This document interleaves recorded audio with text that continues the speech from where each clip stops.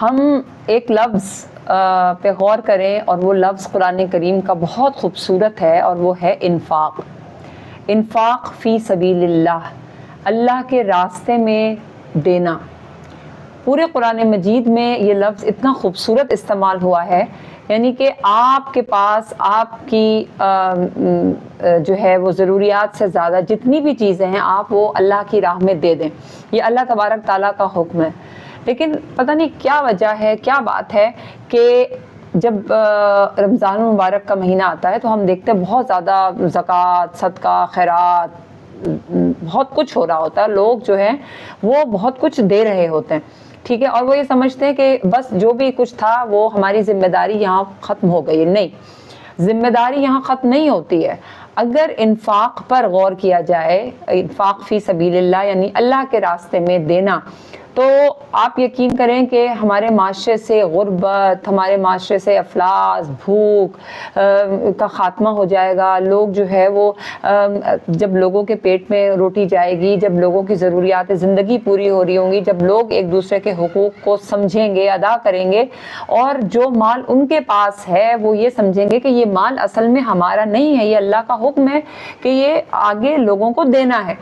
تو یہ ذمہ داری بنتی ہے ہمارے ان تمام معاشرے کے پڑھے لکھے افراد کو، دین کے دعوے دار جو ہیں ماشاءاللہ، ٹھیکیدار جو ہیں، جو علماء کرام ہیں، جو مفکرین ہیں، جو ریسرچرز ہیں، جو اساتذہ کرام ہیں، جو معاشرے کا جو ایک امیر طبقہ ہے، ان سب کی یہ ذمہ داری ہے کہ وہ جو ہے جو نچلا طبقہ ہے، جو مطلب غریب لوگ ہیں، ان تک اپنا وہ مال اسباب، یعنی جو مال اسباب ہے وہ اللہ کی راہ میں دیں.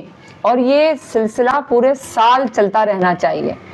اب بات یہ ہے کہ آپ جب یہ کام ہمارے معاشرے کے یہ لوگ کریں گے تو معاشرہ ہمارا پھلے گا، پھولے گا، ترقی کرے گا. آپ دیکھیے گا کہ یہ جو یورپ ہے، جو دوسرے کنٹریز کے لوگ ہیں، یہ وہاں پر یہ سارا کام اس سسٹم سے چلتا ہے کہ لوگ ایک دوسرے کی مدد کرتے ہیں، ہیلپ کرتے ہیں، ٹھیک ہے. وہاں کوئی خاص دن کا جو ہے نا وہ انتظار نہیں کیا جاتا کہ جی کوئی خاص موقع آئے گا کوئی تو ہم اسی موقع پہ جو ہے یہ سب کریں گے. جیسے ہمارے یہاں پہ رمضان المبارک میں بہت چہل پہل ہمیں نظر آتی ہے ماشاءاللہ سے. تو یہ صرف رمضان المبارک میں یہ چیز نہیں ہونی چاہیے، بلکہ اس چیز کو اپلائی پورا سال ہوتے رہنا چاہیے.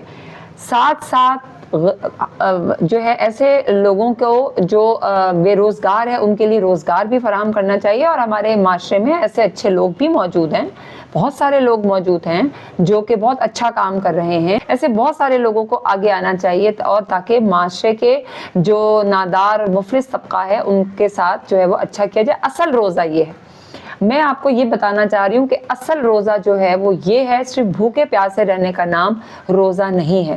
آئیے آپ سب میرے ساتھ مل کر میری اس بات کی تائید کریں گے، اور جتنا ہم سے ہو سکے گا ہم دوسروں کی مدد کریں گے.